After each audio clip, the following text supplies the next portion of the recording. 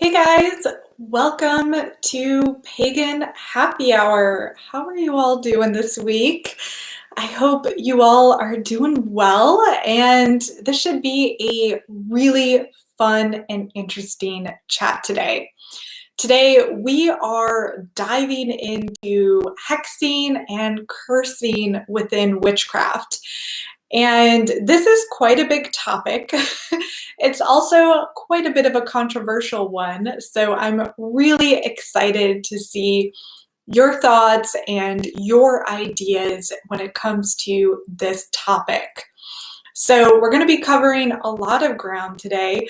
We're going to be discussing the differences between hexing, cursing, and jinxing.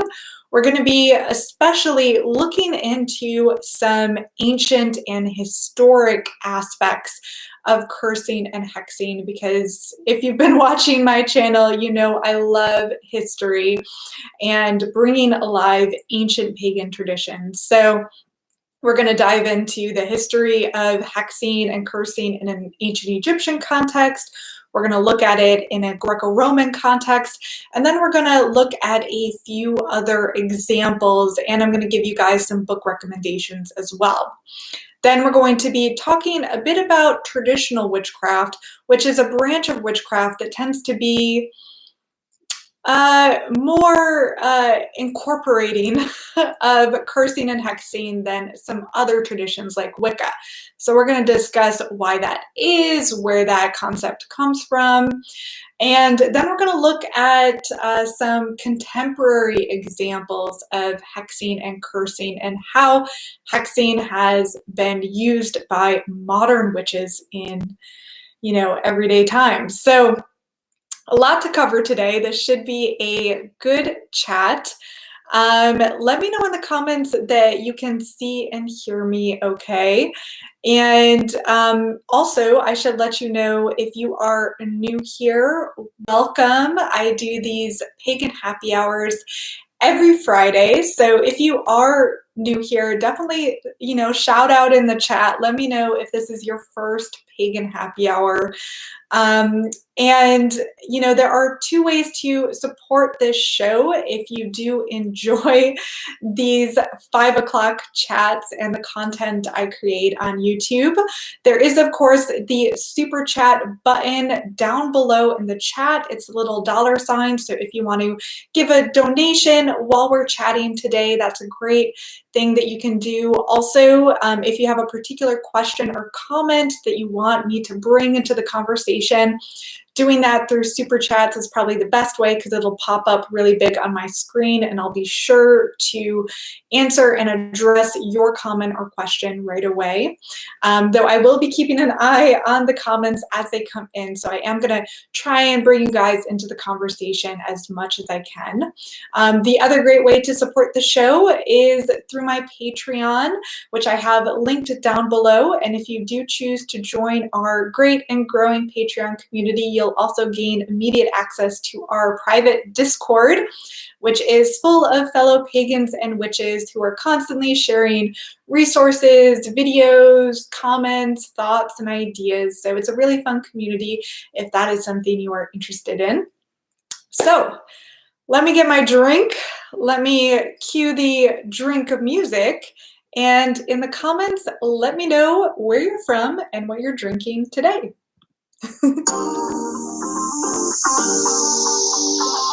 So I'm having a nice old-fashioned this Friday with some bullet bourbon and a nice cherry on top, and it's pretty good so far, though.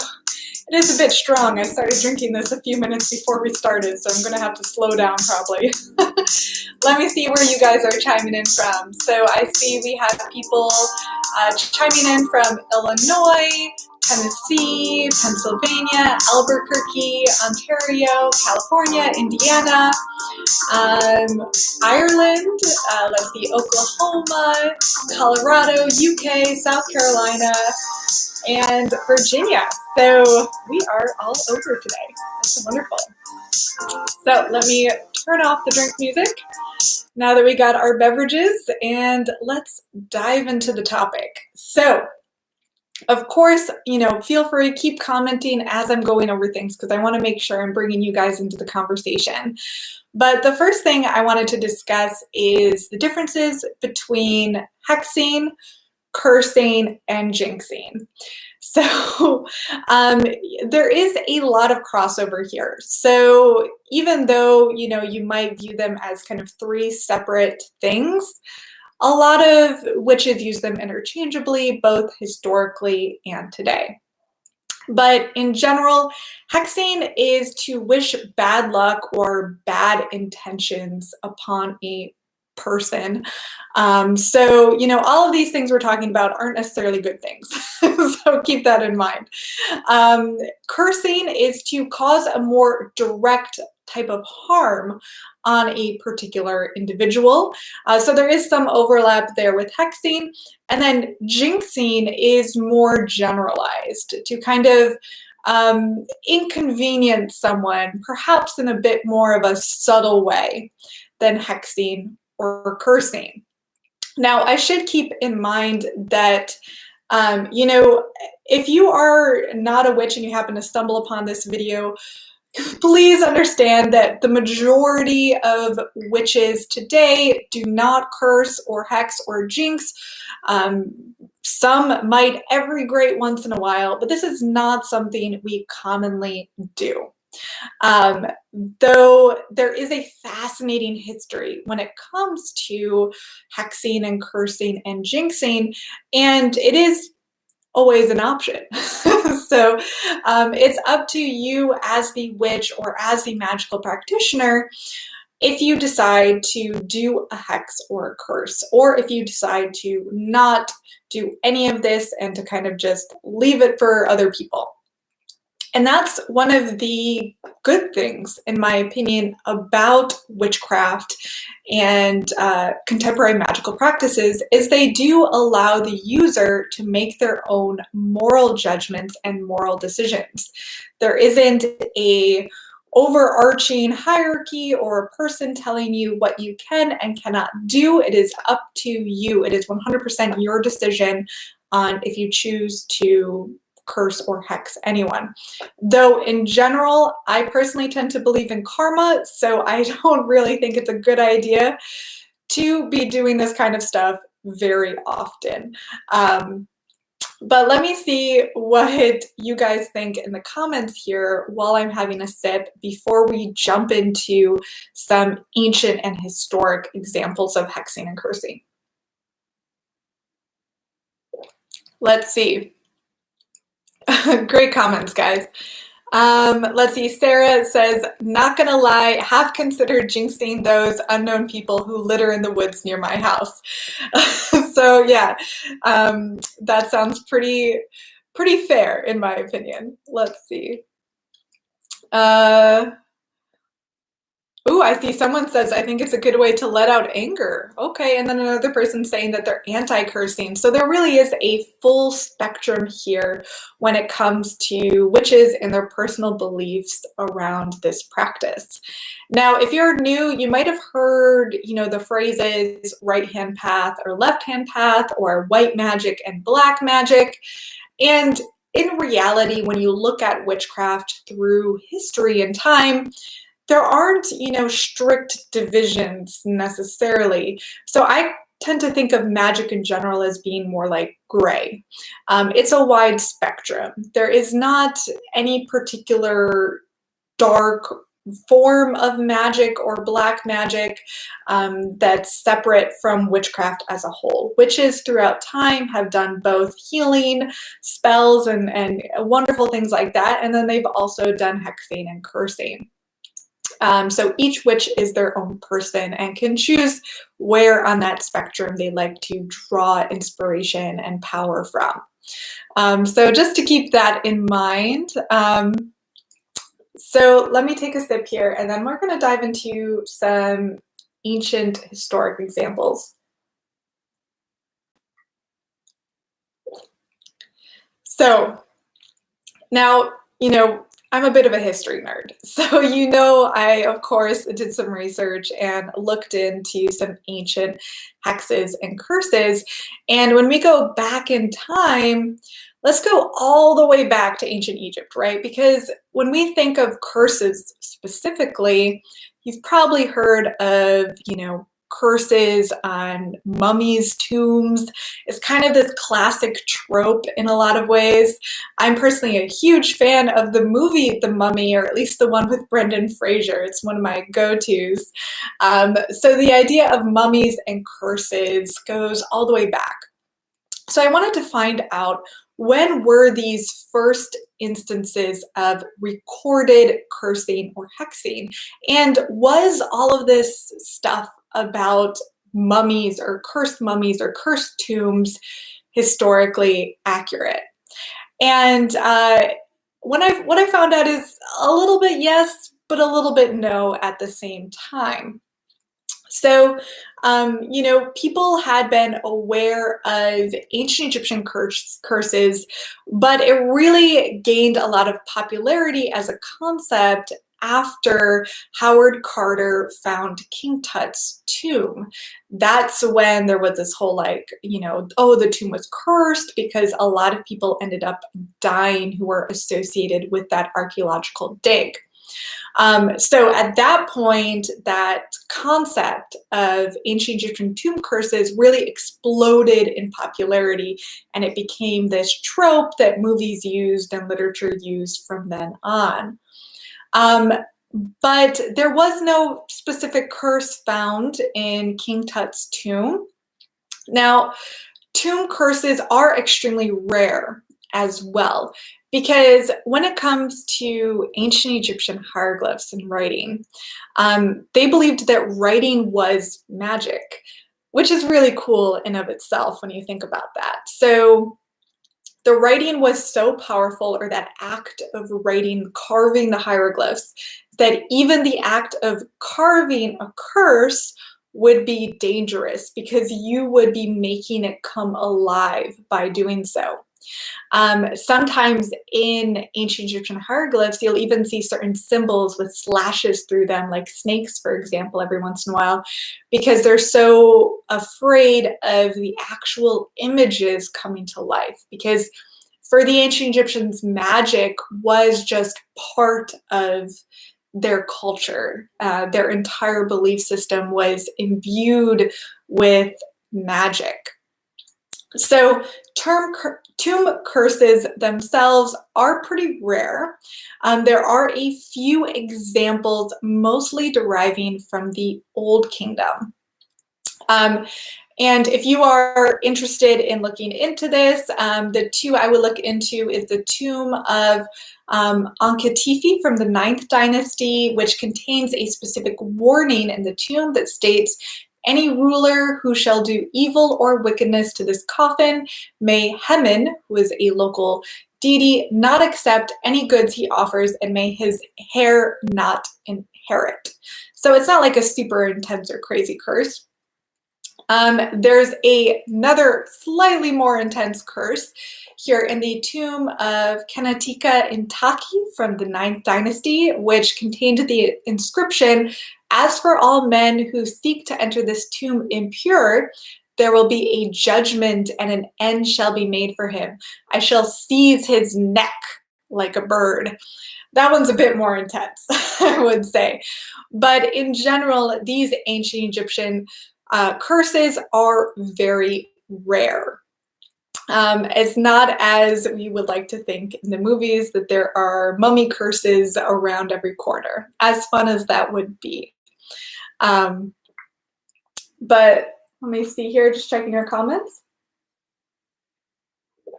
I see here in the comments that a few of you guys also love the Mummy movie.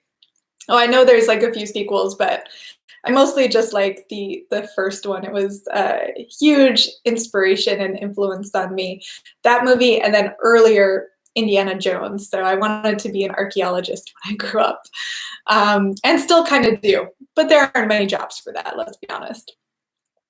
So that is the ancient Egyptian realm. Now let's fast forward a little bit and let's talk about the Greco-Roman society. And where do hexing and curses fit in there?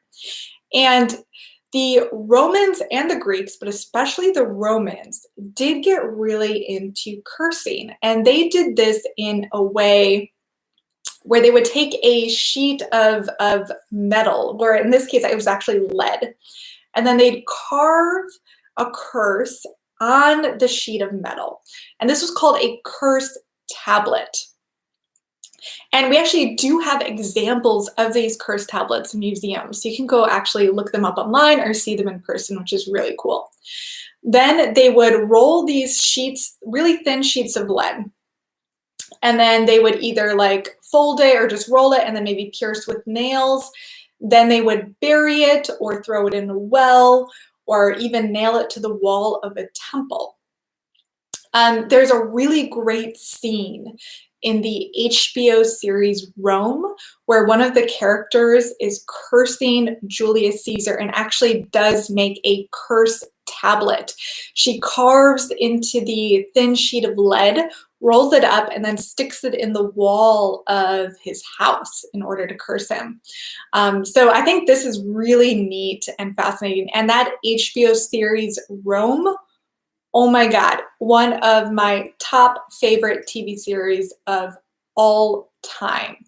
It does do a pretty good job of accurately portraying ancient Roman religious practices. Of course, they make it more dramatic because it's HBO, right? But I highly recommend if you are interested in learning about ancient Roman paganism. So let's see, I'm just checking your comments here before we move on. I see a comment here about the Norse, and that the Norse did the same thing to put into tombs of people they didn't want to rise from the grave. The more in the grave, the more people didn't want that person to come back. Yeah, so I didn't know that about the Norse. That's interesting too. So definitely cursing and hexing is something that's not a invention that came into existence after the Christianization of Europe. It happened in the pagan world as well. So yeah, thanks for adding that in. I didn't know that. I'll have to look into that. And another interesting thing about these early Greco-Roman curse tablets is that they also sometimes featured puppets or dolls in the shape of the victim. And sometimes they would take that doll and bind the feet or the hands. They might even include pieces of clothing on the doll of the victim or even hair.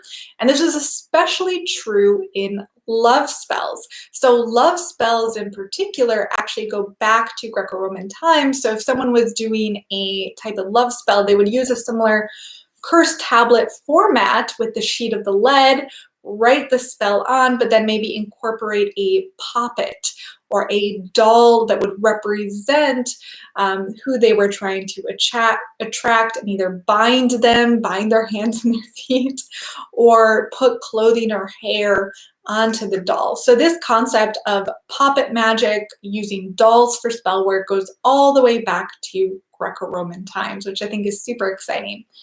Nowadays, you know, if you're new to this kind of stuff, you might be familiar with the voodoo doll, for example.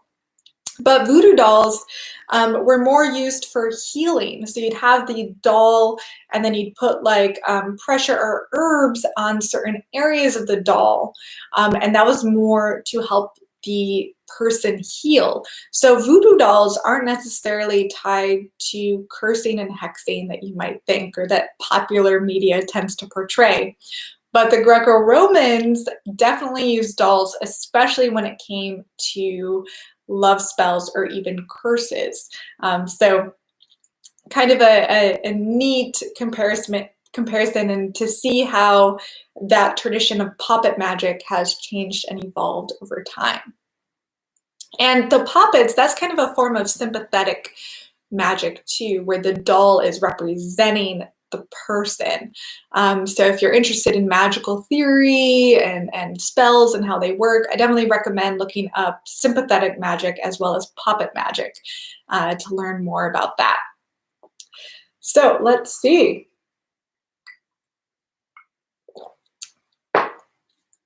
So a couple other examples. Now I'm just going to pull out this giant book over here. This is 5,000 Spells, or the Encyclopedia of 5,000 Spells by Judica Isles. I would recommend this book if you are getting into witchcraft, interested in learning more about spells.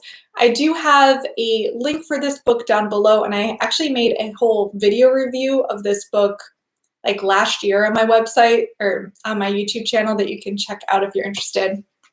But I wanted to open up the curse chapter and just kind of go over a few other ones because I think this is interesting. And I like, giving you guys some specifics here. So I thought we'd briefly discuss 3 specific spells coming from 3 different cultures and time periods. I wouldn't, of course, condone or recommend doing these spells, but, I think it's interesting to share. So the first one I want to share is a coffin hex, which is from Russia. And so this is a Russian coffin spell where the goal is just straight up malevolence. It's not a good thing to be doing. And this is a similar type of kind of sympathetic magic where in this case, you're using a strand of the victim's hair. So you work a strand of the target's hair into wax or clay. Then you mold the wax or clay into the shape of the target. So you're kind of making your own puppet. Then you put the wax or clay figure that you just created into a coffin, bury it, and cover it with a rock. Now, one of the things I like and don't like about this book is I like that it has kind of like some details in here about each individual spell, but I want more detail. I want to know where in Russia this particular coffin spell comes from, what time period. So I wish he had included a little bit more there so I could kind of cite the source and get some more details. But so shifting gears to another society, we're looking at the ancient Celtic method of delivering curses, which was commonly through stones. So they would use cursing stones where you charge the stone with your own anger or malevolent intentions, and you hold it in your hand while you allow yourself to just kind of be engulfed by rage and anger, kind of using the stone as a place to store all of that emotion. And then what you do with that stone is you can either incorporate it in a later spell, bury it, put it in your victim's yard. There's a lot of ideas here you can think of for what to do with the stone when you're done. But I thought that was an interesting one. And then last one from this book I wanted to share is a very extreme version called the Dead Man's Rope Curse, which comes from the Renaissance era magician Cornelius Agrippa. And he created this particular curse. It's very morbid. Get ready for it. So you get a rope, and then you obtain 9 measurements from a dead man's corpse. So I don't think most modern witches are going to be able to perform this one, but I thought it was amusing to share. So you measure each of the 3 times. So you measure with this rope from the elbow to the longest finger, from the shoulder to the tip of the longest finger, and from the head to the toe. So you take a corpse and your rope, and then you take these measurements. And then you keep the rope. And then anyone subsequently measured with the rope will suffer misery, misfortune, or worse. So when I was reading that, it totally made me think of like a tailor, for example. Can you imagine you have your measuring rope that you use to, measure people when they're getting their clothes fitted, but it's a corpse hexing rope? I don't know, maybe I'm quite a bit morbid, but I can imagine all the craziness that could result from something like that. But I just wanted to share those 3 little examples with you guys to show that cursing and hexing has such a fascinating history throughout time. Each century, each millennia has done hexing, cursing, jinxing, just in different ways. Last week, when we talked all about the Strega and Italian forms of witchcraft, we talked about the Molokai, or the evil eye, and that itself is a type of Southern Italian curse that is given to people today, right? It's a common type of curse. And then the evil eye, jewelry and talismans and things like that are ways to, mitigate the negative effects of that curse. So cursing and hexing and jinxing are parts of really all cultures throughout all time periods. It's not something new. It's not something that even just witches do. I think a lot of people do it who might not even consider themselves witches. It's really, when you think about it, you have a bad intention that you're directing towards a person, and then you're just adding on supplementary materials, whether that's herbs, whether that's talismans, items, poppets. You can create your own hexes and curses just from that. You don't have to rely on historic examples, though I think it's fun to look at them and research them. And people have been doing this for millennia, so it's nothing new. So let me check your comments here before we move on to talking a bit about traditional witchcraft. So let me see here. I see someone commenting about the corpse rope hex, saying it's not so hard to measure the corpse, but try walking up to someone with the rope and just saying, hold still, let me just measure you real quick. Yeah, that would be funny. Let's see. Oh, I see we have a few trolls in our comments here. Let me just remove them. So 1 second here. Okay. So let's see. It's so funny that we get these kind of trolls from time to time in the comments, but okay. So next I want to talk about traditional witchcraft. So I've done several videos in the past discussing Wicca and traditional witchcraft, the differences between the 2 methodologies. And one of the main things that divides the 2 branches of contemporary witchcraft practice is when it comes to hexing and cursing. So Wicca, or at least many Wiccans, not all, tend to be very against the concept of hexing. Many believe in something called the rule of 3, which is similar to an idea of karma. If you send a hex out into the universe, it's going to come back to you times 3. So it's not going to go well for yourself. And so many, Wiccans tend to shy away from cursing and hexing. Now, there is some debate there on the origins of this rule of 3 concept. It definitely doesn't come from Gerald Gardner, who is the founder of Wicca. It tends to be more of a thing that was instituted in the Wiccan community as a way to kind of socialize witchcraft practice with the wider world, because at the time there was so much prejudice against witches and witchcraft that by saying, oh, we don't do curses, we don't do hexes, we believe in the rule of 3, we would never, it was kind of a way to soften the wider public to the concept of modern day witches and witchcraft. And I think that worked to a certain extent.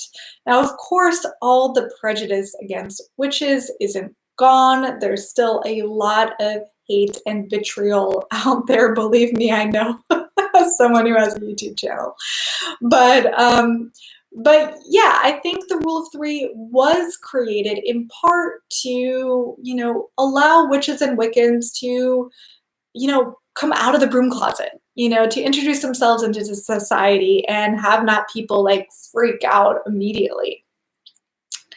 And, I think that can be a good thing to a certain extent. I'm glad for that. I, of course, experience less prejudice nowadays as a out witch and pagan than I would have in the past. But at the same time, it did remove a bit of the teeth to witchcraft by completely eliminating a whole section of magical techniques and practices.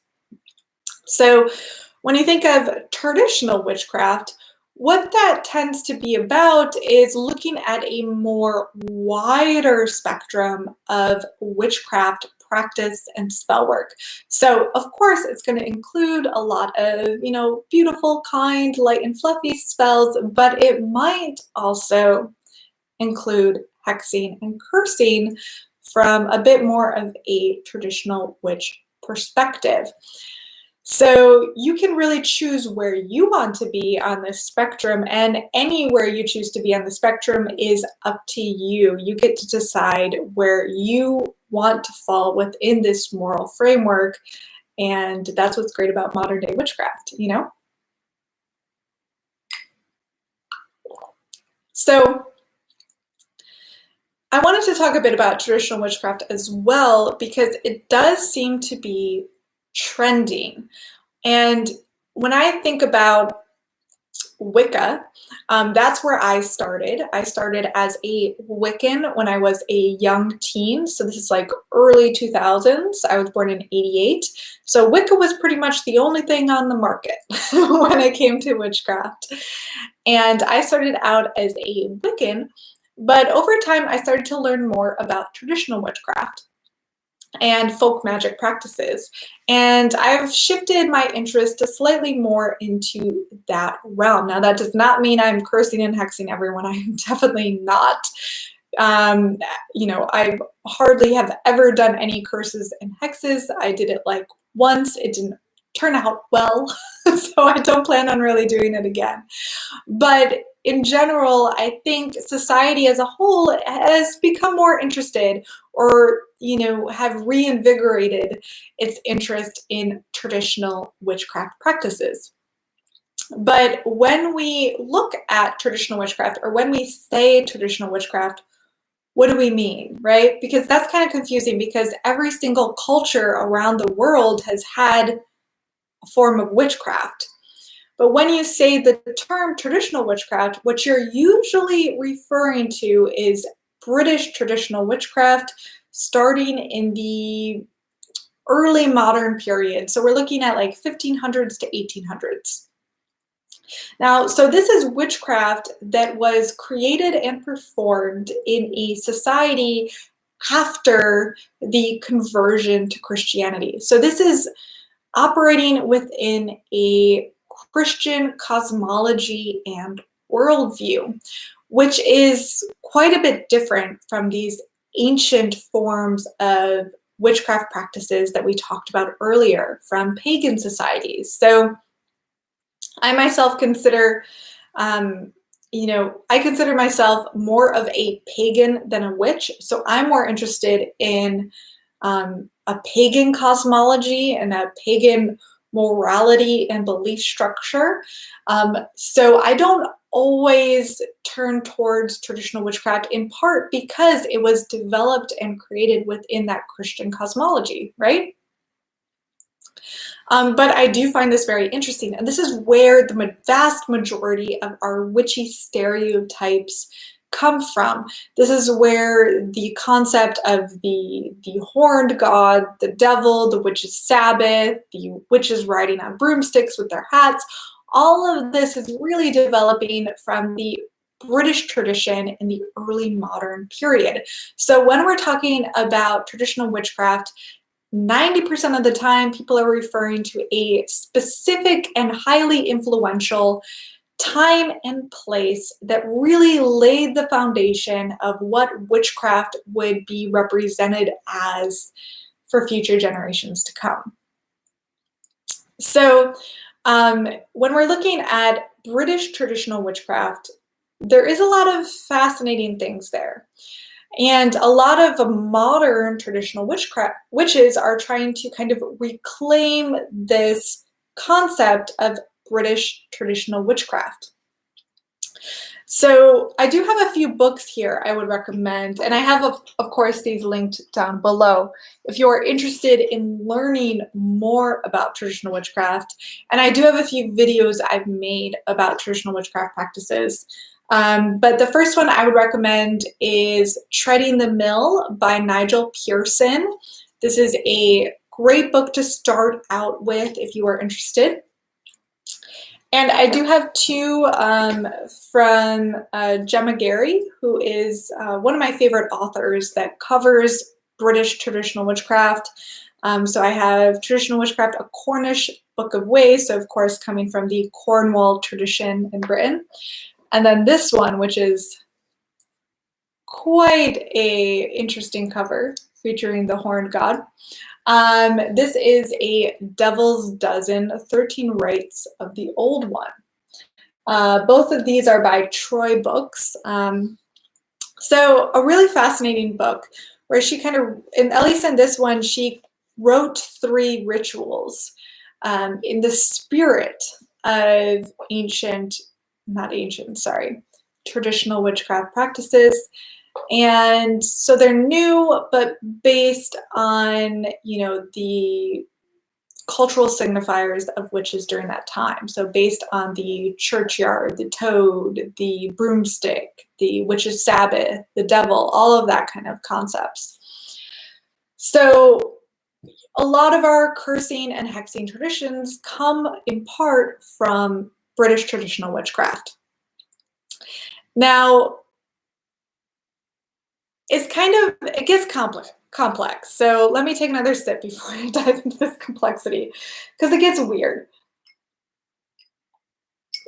So when we think about the foundation of this witchy archetype that has defined so much of modern day witchcraft, there were kind of 2 types of witches during this era of British traditional witchcraft in the early modern period.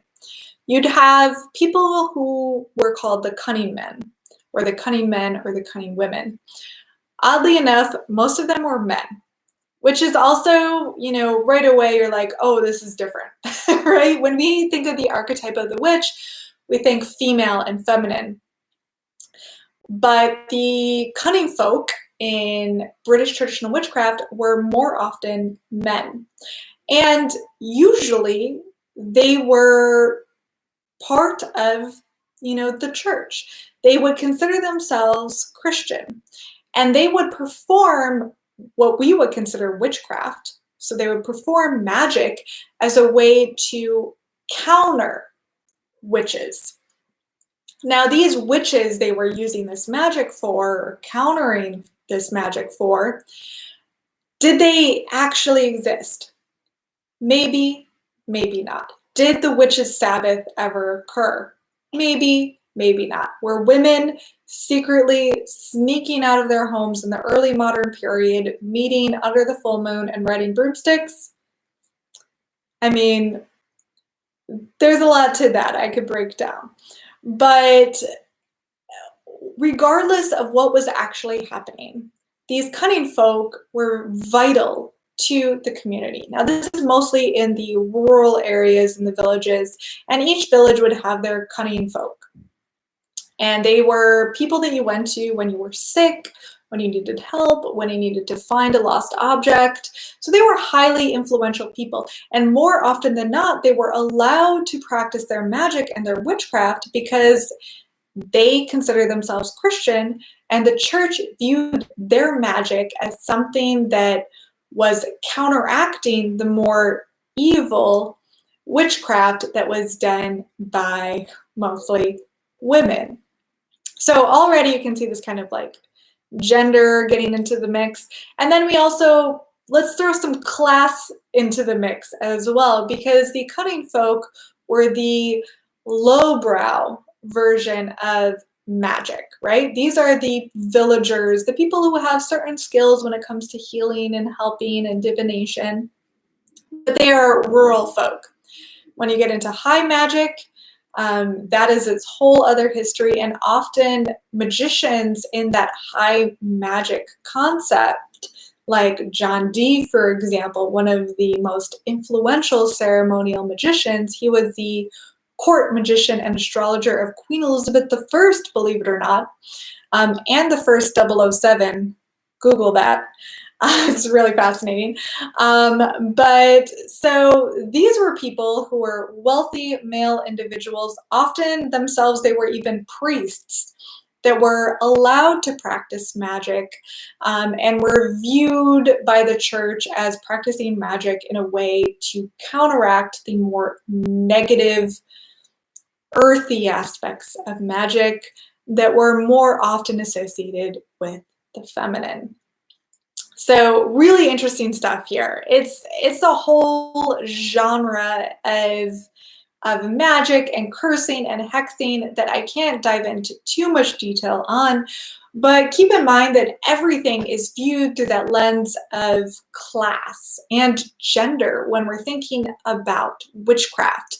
So even though when we look at traditional witchcraft today, we have this kind of open perspective of it, back then, British traditional witchcraft was really divided by class and often gender. Those that had the money or those that were male were allowed to perform witchcraft or even curses or hexes against other people in a way that was condoned and sanctioned by the community. Those outside of that spectrum or that box would have more difficulty. So I think it's kind of really interesting. It's something I'm still learning about. I'm obviously not like a PhD in this field, so please take everything I say with a grain of salt and to do your own research here. But when we look at cursing and hexing, the majority of it is coming from traditional witchcraft practices during this time period. So it's good to know a bit more about what this time was about, how it influenced the witch archetype, and how that archetype has evolved and changed throughout time, which is, in a way, and something I talk about in the Witches Through the Ages YouTube series that I've been making. I've only made 2 so far. I just released the Witchcraft Through the Ages, the 80s episode yesterday, and then I've done the 90s. But eventually I want to kind of dig into witches and witchcraft and how it's been portrayed through different time periods, because it has been such an evolution. So hexing and cursing have traditionally been something that was viewed as a female witchcraft. And that's not necessarily a good thing. But I think when you look at the historical context, it becomes very fascinating.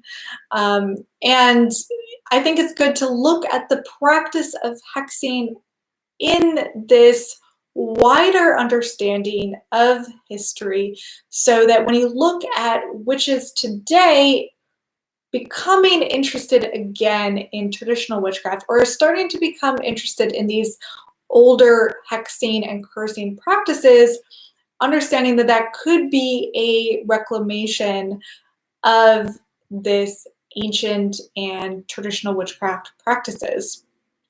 So just a lot to think about. Obviously I don't have the answers. I want you to just mull on these ideas, do some research, and see how you feel about it. So lastly, let's talk about modern views on cursing and hexing. We got about 15 minutes left in our pagan happy hour. So we already discussed the Wiccan concept of the rule of 3, right? That most Wiccans today don't do cursing or hexing. They believe in karma, and they also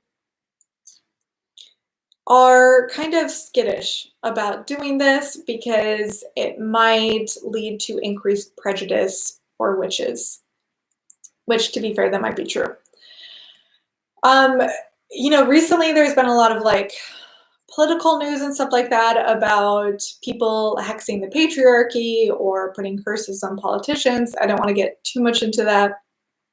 In general, I don't think those types of curses or hexes are going to be like very effective, but anyone can do what they want. That's what's great about witchcraft, is you have your own ability to decide where you want to take this, So it's interesting to see kind of where this will continue to evolve and change as witches themselves become more socially like accepted in the wider culture.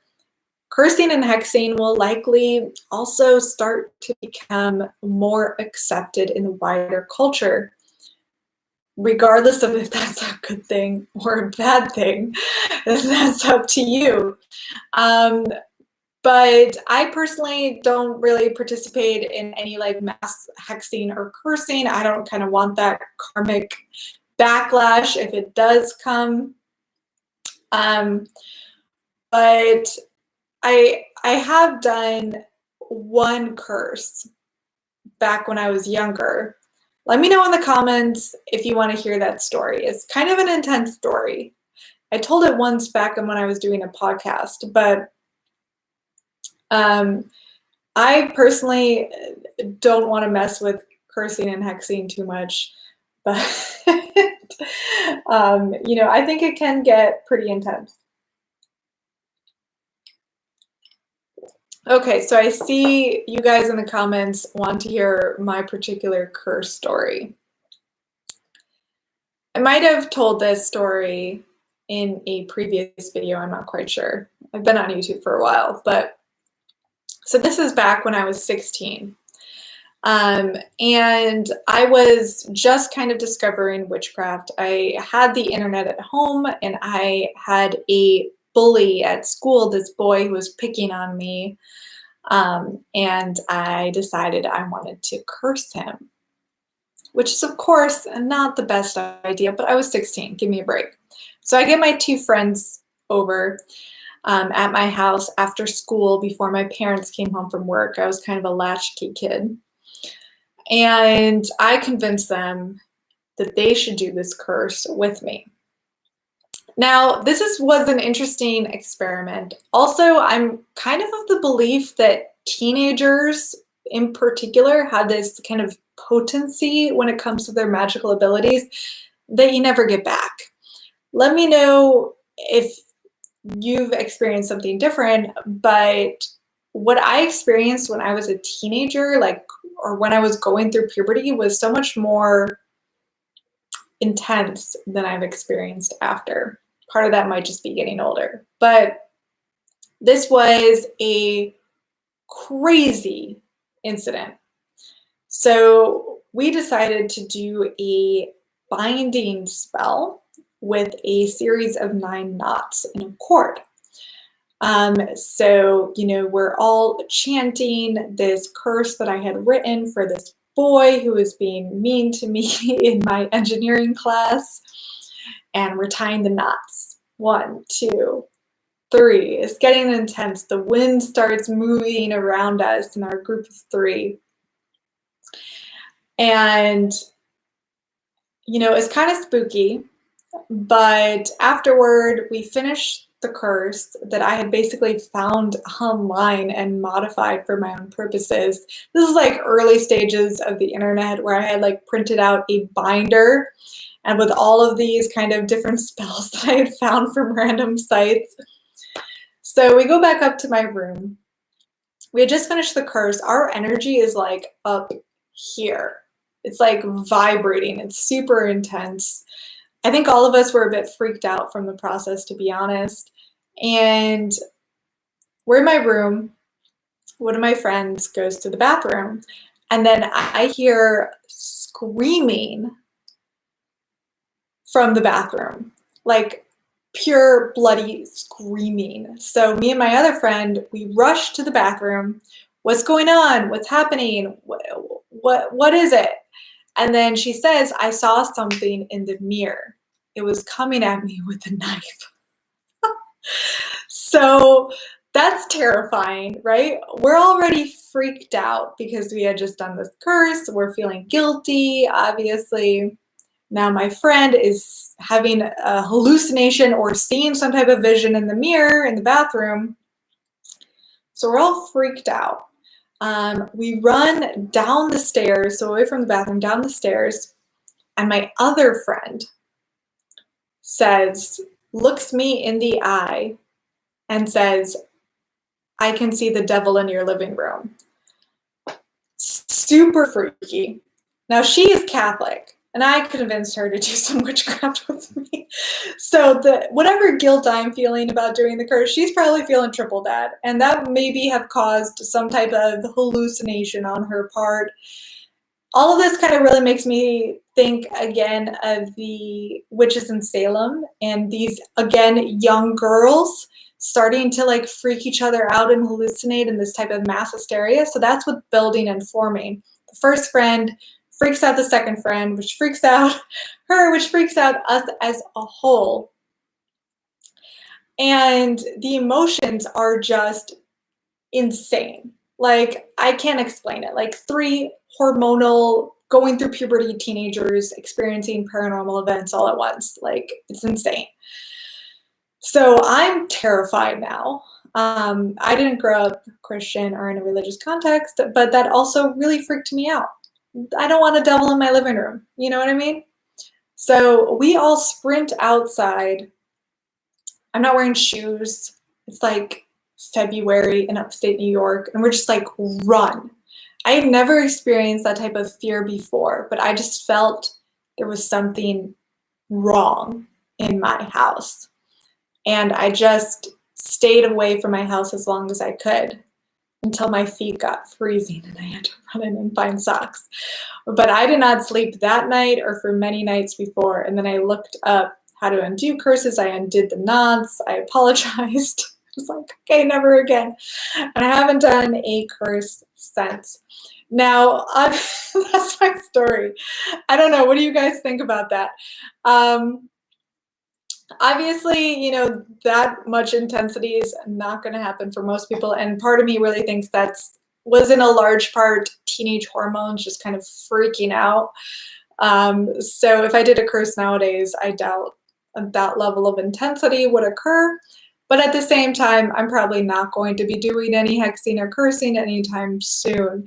I just thought I'd share that story with you because it was an interesting experience I had when I was young, and it definitely defined my perspectives on hexing and cursing and jinxing. Let's see. Let me just check your comments here. We have about 10 more minutes.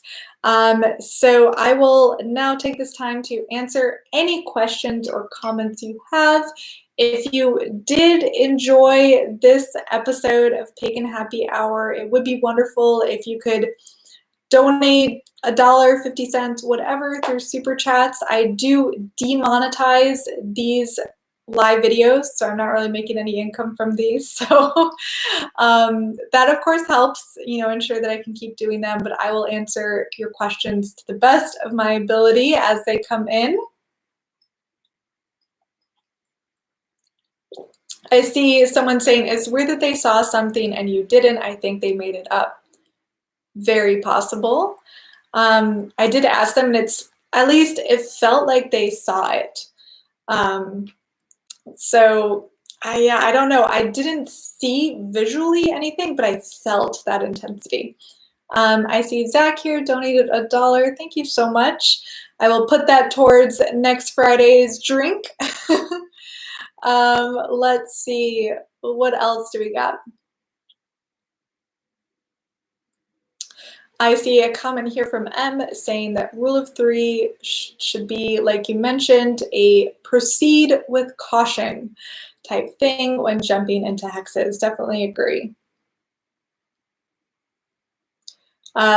Mischief Knight said, no matter what caused all those negative feelings, I think it's enough to know it's just not good for you. It's never going to make you feel good. Great point. Let's see. I see some people asking, did the curse work? So yes and no. I did undo the curse right away after all of that happened, and I was really freaked out, but he did stop bothering me. So I guess that kind of worked. Craig here donated $5. Thank you so much. I really appreciate that support.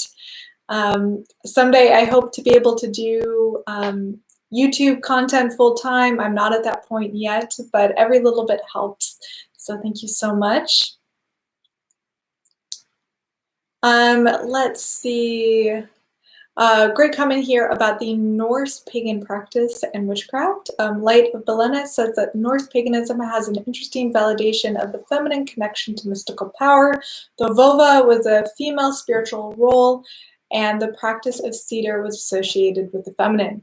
Yes, I have talked about the role of the cedar and the vova in a few of my other videos, and I definitely want to dig into it more, maybe for a future Pagan Happy Hour topic. Because when you look at ancient pagan societies, the feminine was often associated with mysticism, divination, and magic. And I think when we look at women and our role sounds kind of weird, but in a historical context, we have been the ones that have been able to transcend that veil and have a natural ability to connect with the other realm. And that's super exciting, or at least I think that's super exciting and something I want to embrace. So I think when we look at feminine power, historically, it often comes in the context of mysticism and magical ability. In a historical context, it comes in either mystical ability or sexual prowess, because there weren't many options for women back then. So it's kind of neat to think about that and how that has evolved and changed, you know, through time, through eras, through cultures. I see M here. Thank you so much for your donation. She says, love your channel. Here's to keeping these a Friday ritual. I'm so happy you enjoy these. I love having a drink with you guys on Friday and sharing research, talking with you all about witchcraft and paganism. I see here another donation from Beth. Thank you so much. Saying, I had watched a bit on generational curses and see a lot about breaking them. Breaking generational curses. That's interesting. I don't know too much about generational curses. I hope I don't have one. But yeah, I think that, you know, many curses, hexes, anything like that, I think they can all be broken. So don't feel defeatist if you feel that you're, you know, experiencing some type of negative influence. We have so much more power than we think, and we have so much ability to shape and form our present and our future.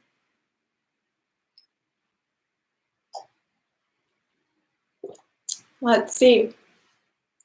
Great comments and questions.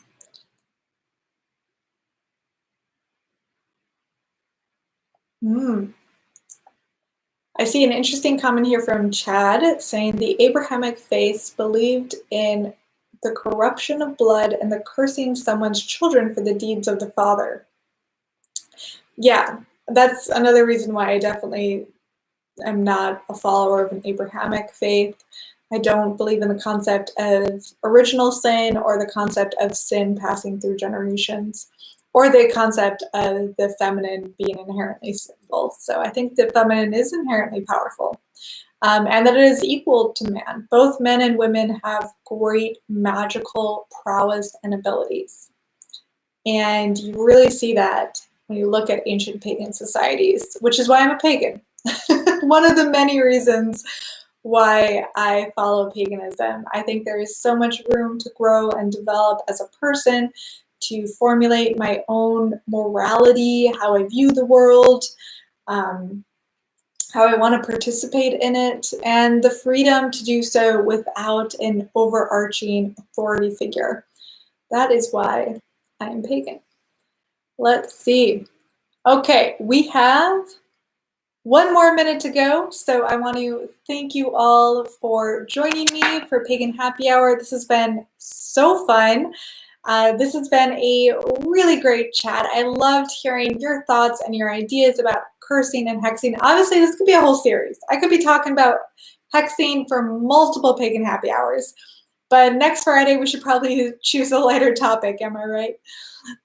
So, of course, let me know in the comments if you have topic suggestions for future Pagan Happy Hours. I love to hear them. And of course, if you enjoy my Pagan Happy Hours, if you enjoy my videos on YouTube, which are all like deep dives into paganism and witchcraft, of course, consider joining my Patreon and gaining access to our Pagan and Witchcraft Discord server so I can chat with you all more. So thank you all for watching. I hope you all have a great weekend. I am done with my drink, and I will see you all later. Bye.